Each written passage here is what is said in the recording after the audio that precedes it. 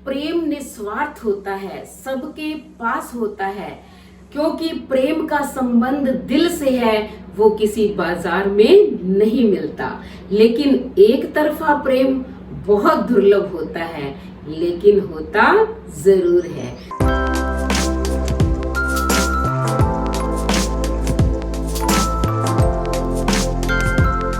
तो नमस्कार मेरे प्यारे प्यारे बच्चों, आपका हार्दिक हार्दिक स्वागत, अभिनंदन।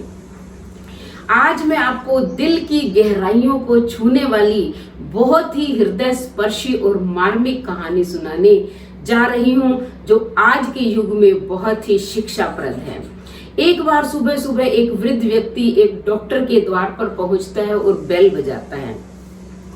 डॉक्टर की पत्नी आती है, देखती है कि कौन है, तो उसने पहचान लिया, क्योंकि मोहल्ले का ही ये व्यक्ति था और अक्सर उनके घर आता रहता था।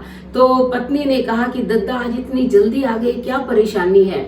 तो दद्दा ने बताया कि बेटा, मेरे अंगूठे के टांके खुलवाने थे, इसलिए मैं जल्दी आ गया, क्योंकि 8:30 बजे मुझे कहीं और पहुंचना है।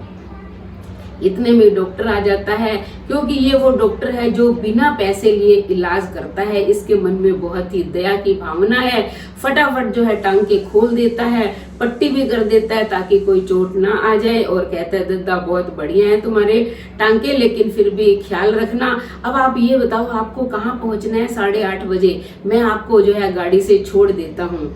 तब जो है वृद्ध व्यक्ति ने कहा कि बेटा, अभी तो मैं घर जाऊंगा, नाश्ता बनाऊंगा, फिर जो है 9 बजे मैं पहुंचूंगा। तो उसने कहा कि ठीक है। तो आभार व्यक्त करके जैसे ही वृद्ध व्यक्ति जाने लगा, इतने में ही उसकी पत्नी आ जाती है। तो कहती है दद्दा, नाश्ता तो यहाँ तैयार है, आप यहाँ कर लो। तो वृद्ध व्यक्ति कहता है बेटा, मैं तो यहाँ नाश्ता कर लूंगा, लेकिन उसको नाश्ता कौन करवाएगा? तो डॉक्टर ने कहा किसको? उसने कहा मेरी पत्नी को। तो कहता क्या आपकी पत्नी आपके पास नहीं रहती? तो वृद्ध व्यक्ति ने बताया कि बेटा, वो मेरे पास ही रहती थी, लेकिन अब जो है वो नर्सिंग होम में है, क्योंकि वो अस्वस्थ है। तो डॉक्टर ने पूछा कि क्या तकलीफ है, आप मुझे बताओ। तो वृद्ध व्यक्ति ने कहा कि एक एक्सीडेंट होने के कारण उसकी जो है याददाश्त चली गई है, और पिछले 5 साल से जो है वो वही है, इसलिए मैं रोज जो है उसके लिए नाश्ता लेकर जाता हूँ और उसको खिला कर आता हूँ। डॉक्टर ने कहा आप इतने बूढ़े हो गए हो और रोज जाते हो? तो वृद्ध व्यक्ति ने कहा कि बेटा, मैं एक बार नहीं बल्कि 3 बार जाता हूँ, क्योंकि जब वो अच्छी थी उसने मुझे इतने अच्छे से रखा, मेरी इतनी सेवा की है कि मैं तुम्हें बता नहीं सकता।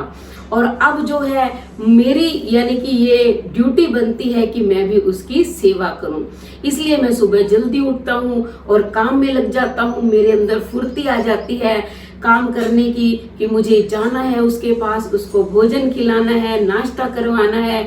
मैं उसके पास बैठता हूँ और उसे खाना खिलाता हूँ।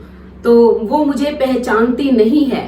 तो उसने कहा, डॉक्टर ने, कि दद्दा, आपको 5 साल हो गए इसी तरह करते हुए, आप खाना लेकर जाते हैं, खिलाते हैं, और वो आपको पहचानते भी नहीं है, आपको बुरा नहीं लगता, आप ऊब नहीं जाते ऐसी चीजों से।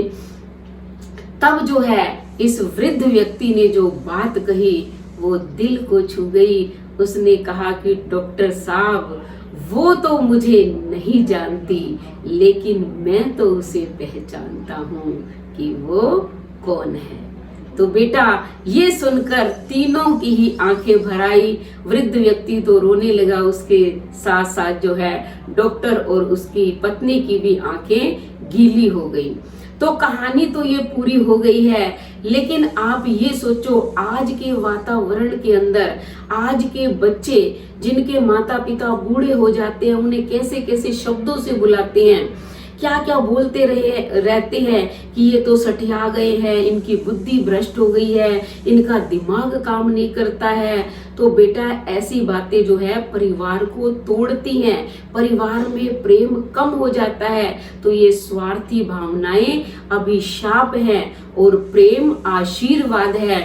जो बच्चे अपने माता पिता के प्रति ऐसा दुर्व्यवहार करते हैं, तो कम से कम उनको तो ये शब्द कम से कम 20 बार पढ़ने चाहिए और ये वीडियो देखनी चाहिए। इन शब्दों पर विशेष ध्यान रखना चाहिए कि वो तो मुझे नहीं पहचानती, लेकिन मैं तो जानता हूँ कि वो कौन है। तो इसलिए बच्चों, अपने परिवार को जोड़ने के लिए, उसमें प्रेम भाव उत्पन्न करने के लिए हमेशा प्रेम की भावना से रहो, विरोधी भावनाओं से नहीं, स्वार्थ का त्याग करके।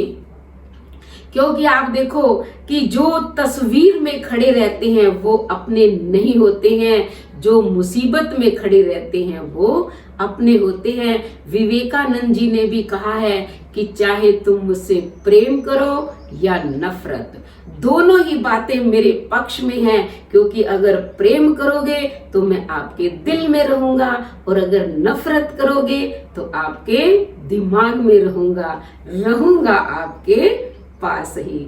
तो ठीक है, धन्यवाद बच्चों।